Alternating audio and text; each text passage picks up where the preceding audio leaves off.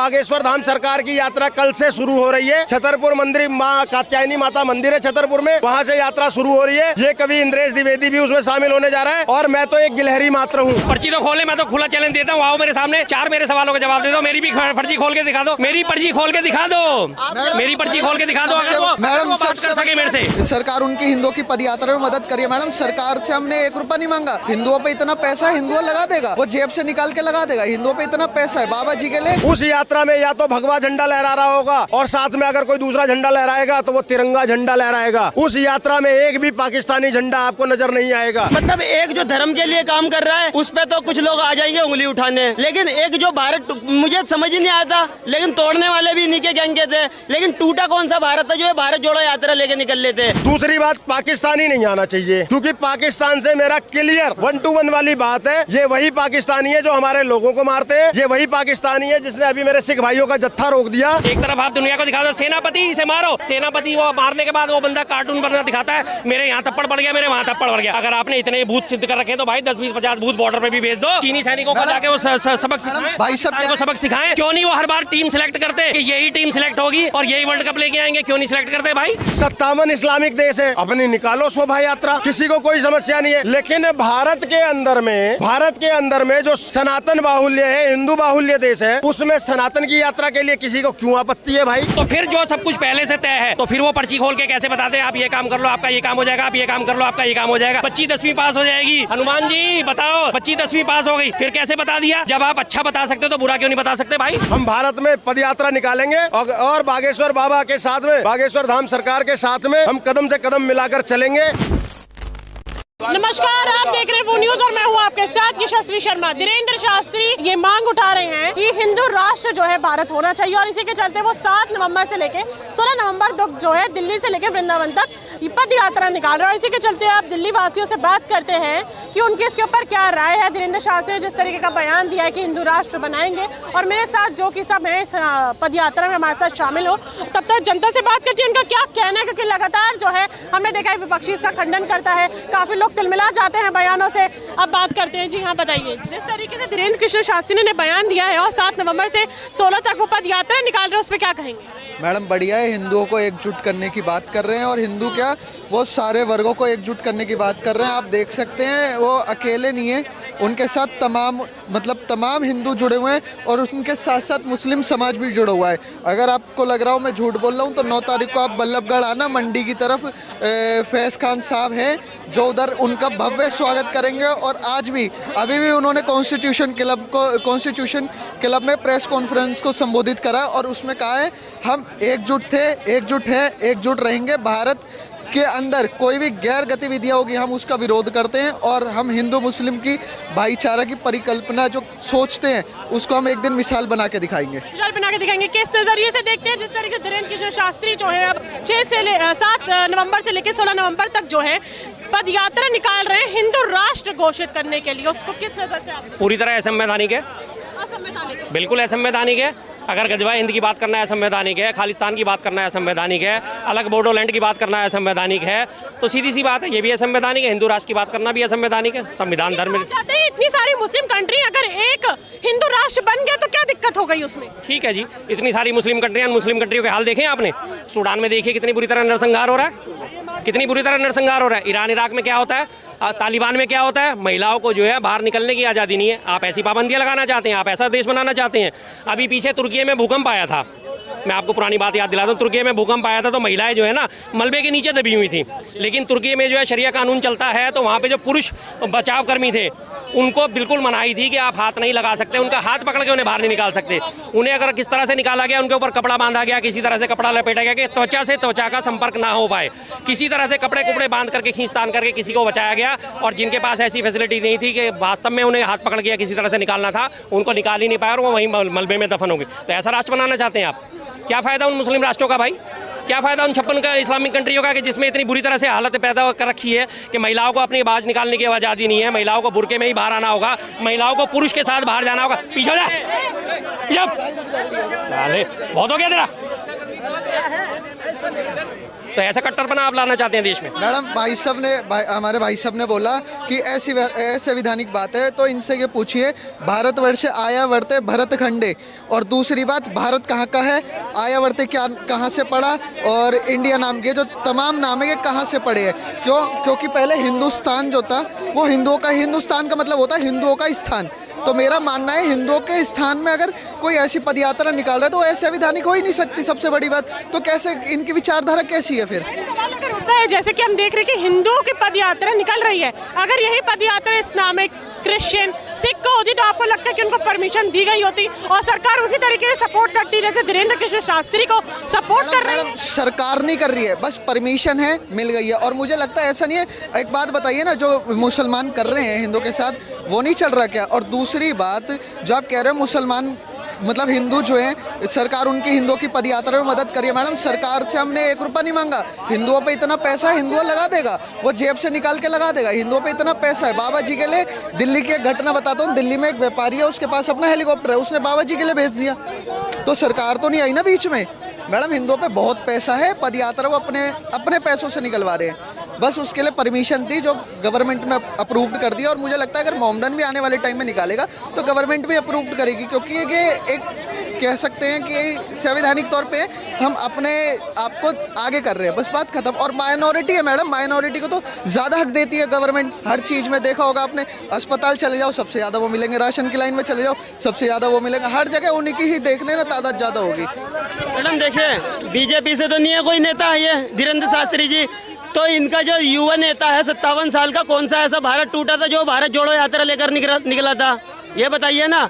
मतलब एक जो धर्म के लिए काम कर रहा है उस पे तो कुछ लोग आ जाएंगे उंगली उठाने, लेकिन एक जो भारत, मुझे समझ ही नहीं आया था, लेकिन तोड़ने वाले भी इन्हीं के गैंग के थे, लेकिन टूटा कौन सा भारत था जो है भारत जोड़ो यात्रा लेके निकल लेते।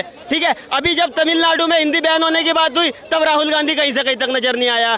तो मैडम धीरेन्द्र शास्त्री से किस आदमी को दिक्कत है, किसकी कौन सी पर्ची खोल दी इनकी उन्होंने, ये बताइए। खोल सकते हैं वो पर्ची तो खोले, मैं तो खुला चैलेंज देता हूँ, आओ मेरे सामने 4 मेरे सवालों का जवाब दे दो, मेरी भी पर्ची खोल के दिखा दो, मेरी पर्ची खोल के दिखा दो, मेरी पर्ची खोल के दिखा दो। अगर वो बात कर सके मेरे से, हिंदू की बात कर रहे हैं, भाई साहब ने कहा कि हर जगह माइनॉरिटी नजर आते हैं, 100 करोड़ हिंदू है। 1 मिनट यार, तब मैंने सुनी ना आराम से तुम दोनों की बातें।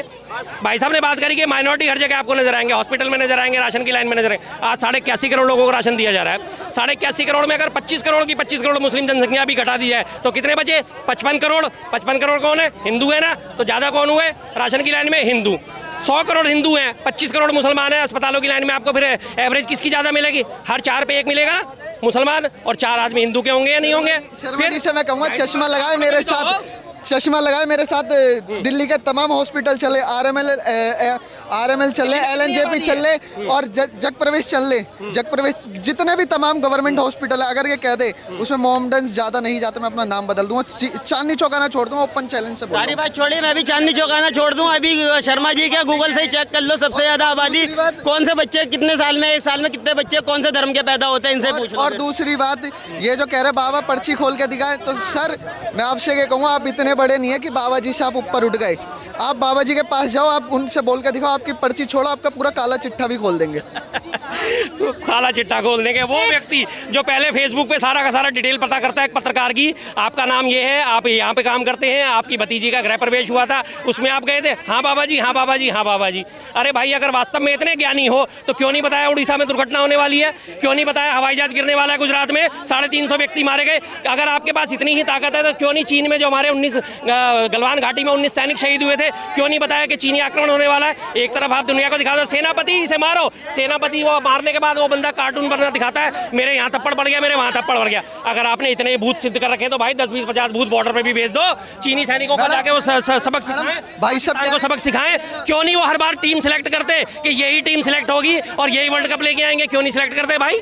मैडम घटना की बोल रहे हैं, मैं इनकी घटना के एक तथ्य, अरे सुन तो लीजिए, सुन तो लीजिए मैडम, महाभारत में भी श्री कृष्ण को पता था कि श्री कृष्ण, सर रामायण में भी था, विधि का विधान लिखा हुआ है, विधि विधि का विधान लिखा हुआ है, क्या होना है क्या नहीं। अगर मानना है तो मानो, नहीं मानना तो मत मानो, सबसे बड़ी बात। अब इसी बात का जवाब देता हूँ कि पहले से पता था ये होना था, इन्होंने तर्क दे दिया, तो फिर जो सब कुछ पहले से तय है तो फिर वो पर्ची खोल के कैसे बताते हैं आप ये काम कर लो आपका ये काम हो जाएगा, आप ये काम कर लो आपका ये काम हो जाएगा। बच्ची 10वीं पास हो जाएगी, हनुमान जी बताओ, बच्ची 10वीं पास हो गई, फिर कैसे बता दिया? जब आप अच्छा बता सकते हो तो बुरा क्यों नहीं बता सकते भाई? बुरा क्यों नहीं बता सकते? धीरेन्द्र शास्त्री पद यात्रा जो है अब निकालेंगे, कल से शुरू हो जाएगी और 16 नवंबर तक चलेगी। हो गया काफी। मैं उस यात्रा में शामिल हो रहा हूँ स्वयं भी, और मैं शर्मा जी को एक बात बता देना चाहता हूँ, एक सेकंड, शर्मा जी को ये बता देना चाहता हूँ कि नियति जो होती है ना, उसे कोई नहीं टाल सकता। मेरे प्रभु श्री राम अपने आप में भगवान थे, लेकिन नियति का खेल उन्होंने भी वो किया था। और ये बातें चलो, जब शर्मा जी भागे गए तो उस पर क्या क्लैरिफिकेशन देना? नहीं, अरे देखो मैडम, इन लोगों को वो गैर संवैधानिक लगता है और इन लोगों को वो संवैधानिक लग जाते हैं। कौन? कन्हैयालाल दर्जी के हत्यारे। तो इनके तो आंख पे अलग चश्मा पड़ा हुआ है ना, सावन के अंधे को सब जगह हरा हरा नजर आता है, तो ये फैक्ट है। अब मैं बता देता हूँ, बागेश्वर धाम सरकार की यात्रा कल से शुरू हो रही है। छतरपुर मंदिर, माँ कात्यायनी माता मंदिर है छतरपुर में, वहाँ से यात्रा शुरू हो रही है। ये कवि इंद्रेश द्विवेदी भी उसमें शामिल होने जा रहा है, और मैं तो एक गिलहरी मात्र हूँ। जैसे पुल बनाने में हमारी एक गिलहरी मात्र थी, उसी प्रकार से इंद्रेश द्विवेदी तो सनातन का एक कण मात्र है जो उसमें शामिल हो रहा है। लेकिन हजारों और लाखों की तादाद में लोग आ रहे हैं। 7 तारीख से 16 तारीख तक भव्य पद यात्रा चलेगी, भव्य पद यात्रा, और उस पद यात्रा को ये लोग देखेंगे और इनको जलन होगी और बरनोल का स्टॉक मार्केट में खत्म होने वाला है। ये मैं आपको बता देता हूँ। क्यों? क्योंकि इनको सनातन की यात्रा से प्रॉब्लम है। इन लोगों को कभी भी और चीज़ों से प्रॉब्लम नहीं होती। इनको हिंदू धर्म से प्रॉब्लम है, इनको हमारे रिचुअल से प्रॉब्लम है, इनको हमारे संस्कारों से प्रॉब्लम है, इनको हमारी सभ्यता से प्रॉब्लम है। ये क्योंकि ये दोगलापन है इनके अंदर में। ये बात उठती है जैसे कि सनातन धर्म के लिए यात्रा निकाली जा रही है, अगर यही यात्रा इस्लाम को लेकर निकाली जाती, सरकार परमिशन देती, आपको लगता है? 2 बातें बता देता हूँ। भारत का जब विभाजन हुआ तो एक देश बना, और 1971 में फिर दूसरा देश बना। जब भारत का विभाजन हुआ, दो सब क्या थे? हिंदू मुसलमान सब जिस देश में चाहे उस देश में रह सकते हैं। एक देश आज इस्लामिक कंट्री हो गया। फिर 1971 में जो भारत की देन से बना, पाकिस्तान से आज़ाद करा के बनवाया, वो भी आज इस्लामिक देश है। 57 इस्लामिक देश है। अपनी निकालो शोभा यात्रा, किसी को कोई समस्या नहीं है। लेकिन भारत के अंदर में जो सनातन बाहुल्य है, हिंदू बाहुल्य देश है, उसमें सनातन की यात्रा के लिए किसी को क्यों आपत्ति है भाई? भारत, इसका दूसरा एक नाम क्या है भारत का? हिंदुस्तान। हिंदुस्तान किसने दिया नाम? हिंदुस्तान किसने दिया नाम? तो जब हिंदू के रहने का स्थान ही है, तो हिंदुओं को यात्रा निकालने के लिए परमिशन की क्या आवश्यकता है? दूसरी बात अब एक और बता दूं, जब इस देश के अंदर में आप लोग तब तो सवाल नहीं करते, जब हमारी शोभा यात्राएं निकलती हैं तब पत्थरबाजी होती है, मांस के टुकड़े यही 30,000 के सामने फेंके गए थे, तो सवाल उठता है। सुनिए, लेकिन जब इस देश के अंदर में ताजिया निकाला जाता है ना, क्या किसी हिंदू को एक पत्थर मारते हुए देखा है क्या? नहीं देखा ना। ऐसी खबर हमने कहीं पढ़ी नहीं देखा ना। तो मैं यही बताना चाह रहा हूँ कि परमिशन उस चीज की दी जाती है। अब आप जाओ, तौकीर रजा ने क्या काम करा? तौकीर रजा ने क्या काम करा? आप नमाज पढ़ने गए हो, पूजा पद्धति है आपकी, आप पूजा करने गए हो, इबादत करने गए हो, तो वहाँ से आने के बाद में हम जब मंदिर जाते हैं ना, तो हम भगवान के दर्शन करने के बाद अपने घर जाते हैं, अपने बड़ों का आशीर्वाद लेते हैं। लेकिन ये क्या करते हैं? मौलाना तौकीर रजा का बता देता हूँ, उसने क्या काम करा? मस्जिद में नमाज अदा करवाने के बाद बच्चों को भड़का के पत्थरबाजी करा दी, और इसी वजह से आज तौकीर रजा जेल में है। तो समस्या यहाँ पर है, हमें किसी से दिक्कत नहीं है। मैं ये कह रहा हूँ कि जब भारत इकलौता हिंदू राष्ट्र है ना, तो भारत के अंदर में हिंदू शोभा यात्रा निकाले तो आपके पेट में दर्द हो जाता है। क्यों भाई? हम अपनी पद यात्रा निकाल रहे हैं, हम अपने लोगों को जोड़ने की बातें कर रहे हैं, क्योंकि हमारे लोगों को बांटा जा रहा है। तुम लोग तो पहले से जुड़े हुए हो, तुम लोग तो जोड़ने की आवश्यकता नहीं है, भारत से लेकर फिलिस्तीन तक जुड़े हुए हो। अभी यहाँ पर तमाम ऐसे मैं मिलवा दूंगा, और एक मिसाल दे देता हूँ, जय फिलिस्तीन संसद में बोला जाता है, इस लेवल पे भाईचारा है, लेकिन भारत माता की जय भारत में नहीं बोला जाता है। तो तुम तो जुड़े हुए हो, हम अपने को जोड़ने निकले हैं, क्योंकि 110 करोड़ की आबादी जिस दिन जुड़ जाएगी ना, इनके पेट में इसलिए दर्द होता है कि जिस दिन 110 करोड़ की आबादी जुड़ जाएगी, उस दिन इनके फेक प्रोपेगेंडा नहीं चलेंगे। अभी तो हम मुट्ठी भर जुड़े हैं, और हम देख रहे हैं, हम देख रहे हैं कि देश किस तरीके से प्रगति पर जा रहा है। जिस दिन 110 करोड़ जुड़ गया, एक साथ आ गया, उस दिन ये देश और विकास की गति की ओर जाएगा। समझ गए? क्योंकि हम ये कहते हैं, दुनिया का इकलौता धर्म है जो कहता है वसुदेव कुटुंबकम, पूरा विश्व मेरा परिवार है, मेरा कुटुंब है, मेरा खानदान है। ये कहने वाले पूरे दुनिया में सिर्फ हम हैं।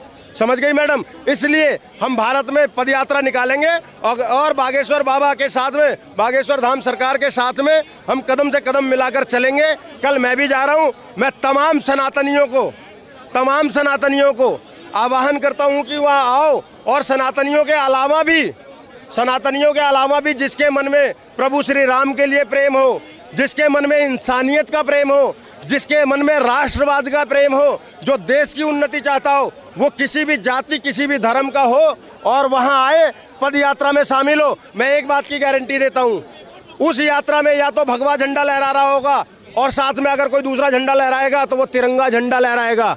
उस यात्रा में एक भी पाकिस्तानी झंडा आपको नजर नहीं आएगा।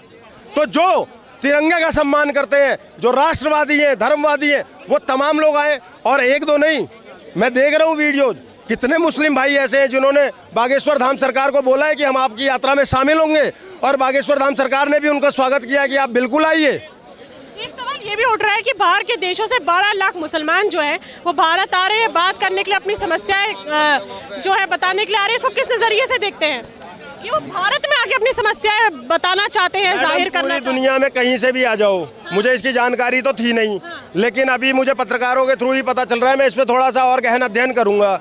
और पूरी दुनिया में किससे कहीं भी आ जाओ अपनी समस्या बताने के लिए, लेकिन फिर वापस चले जाना, घुसपैठ करके रुक मत जाना, पहली बात।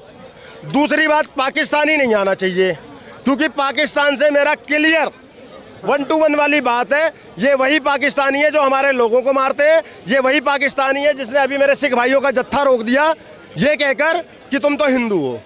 समझ गए? तो उनका खुलकर विरोध होगा। जो लोग आ रहे हैं सभी कहा जा रहा है कि कहीं वो किसी और मानसिकता से, किसी और मंशा से, या फिर हम सीधा बोल सकते हैं आतंकवादी मानसिकता से तो नहीं आ रहे हैं भारत में। इस पे सरकार को और इंटेलिजेंस को नजर रखना पड़ेगा कि कौन ये कहाँ का वीजा लगवा कर और क्या करके यहाँ पर कोई आतंकवादी घुस ना जाए। ये तो समस्या है ना। और नहीं तो पता है क्या होगा, फिर कोई आतंकवादी हमला हो जाएगा तो कोई चांदनी चौक में मेरे से खड़ा होकर पूछ रहा होगा आतंकवादी आते कहाँ से हैं। तो इस पे तो नजर रखनी पड़ेगी, ये बहुत आवश्यक है। और पाकिस्तानियों का खुलकर विरोध है। मुझे एक बात समझ में नहीं आती, आप एक बात बताइए, भारत के लोग पाकिस्तान का विरोध क्यों नहीं करते हैं तब जब वो सलमान खान को आतंकवादी घोषित कर देता है, जब वो मेरे सिख भाइयों के जत्थे को रोक देता है गुरु नानक देव जी के दर्शन करने के लिए। कल गुरुपूरब था भाई, हमारा इतना बड़ा त्योहार, और हमारे गुरुदेव के दर्शन के लिए हमारे भाइयों को रोक दिया जाता है ये कहकर कि तुम हिंदू हो।